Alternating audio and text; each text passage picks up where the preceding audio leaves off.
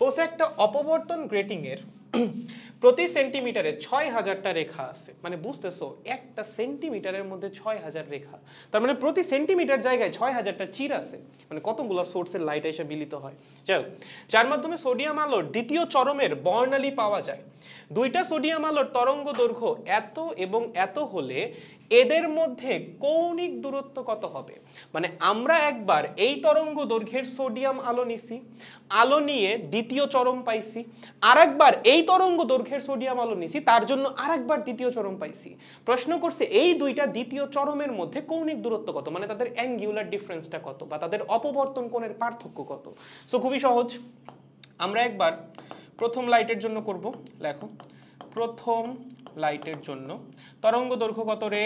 তরঙ্গ দৈর্ঘ্য হচ্ছে 5890 অ্যাংস্ট্রম, মানে 5.89 ইন্টু 10⁻⁻7 মিটার। ঠিক আছে, এন এর ভ্যালু কত? ৬০০০টা রেখা পার সেন্টিমিটার, তার মানে ৬০০০ পার সেন্টিমিটার অথবা 6 ইন্টু 10⁵ পার মিটার।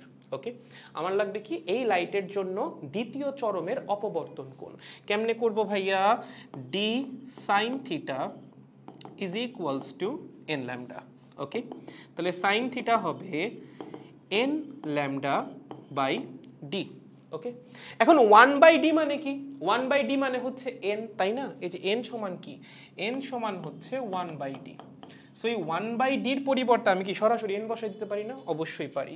তার মানে n into n lambda. n এর মান কত? n এর মান হচ্ছে 6 ইন্টু 10⁵। ছোট n এর মান কত? দ্বিতীয় চরম যেহেতু ছোট n এর মান 2। ল্যামডার মান কত? প্রথম ক্ষেত্রে ল্যামডার মান হচ্ছে 5.89 ইন্টু 10⁻⁻7। ঠিক আছে, সো এখান থেকে যদি আমরা ক্যালকুলেট করি কত আসে? 6 into 10⁵ multiplied by 2 multiplied by 5.89 into 10⁻⁻7। Okay, এটাকে সাইন ইনভার্স করতে হবে, তাহলে আমাদের থিটার মান আসতেছে থিটা ইজ ইকুয়ালস, অনেক বড় আসছে, 44.96 ডিগ্রি। ঠিক আছে, তাহলে প্রথম ক্ষেত্রে কৌণিক অবস্থান আসছে হচ্ছে দ্বিতীয় চরমের এইটা। এবার আমাদের দেখা লাগবে যখন আমরা ওই তরঙ্গ দৈর্ঘ্যের আলো ব্যবহার করব তখন কি হয়। তাহলে আসো সেকেন্ড লাইটের জন্য। কার জন্য? Second light. সেকেন্ড লাইটের ক্ষেত্রে চেঞ্জ হবে কি? শুধুমাত্র তরঙ্গ দৈর্ঘ্য, গ্রেটিং তো তুমি সেম রাখছো, সো এন এর ভ্যালু চেঞ্জ হওয়ার কোনো সুযোগ নাই। তরঙ্গ দৈর্ঘ্যটা হবে হচ্ছে ল্যামডা 5.896 ইন্টু 10⁻⁻7 মিটার, আর এন এর মান কত? 6 ইন্টু 10⁵ পার মিটার। ঠিক আছে, আর আমাদের ফর্মুলাও সেম দ্বিতীয় চরমের জন্য, ডি সাইন থিটা, এটার নাম দিলাম থিটা প্রাইম, কথার কথা এই লাইটের জন্য, is equals to N lambda. তাহলে সাইন থিটা প্রাইম হবে N lambda divided by D. 1/d মানে কি? ক্যাপিটাল এন, তাহলে লিখে দাও N multiplied by N lambda. N এর ভ্যালু কত? এন এর ভ্যালু হচ্ছে 5, এন এর ভ্যালু হচ্ছে 6 ইন্টু 10⁵।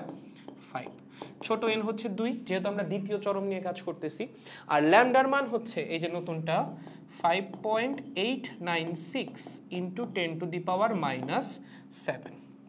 সো এখান থেকে আমাদের থিটার মান বের করতে হবে। চলো, কত আসে? 6 into 10⁵ multiplied by 2 multiplied by 5.896 into 10⁻⁻7। Shift দিয়ে সাইন, অ্যান্সার আসতেছে কত? Theta prime is equals to 45.03 degree.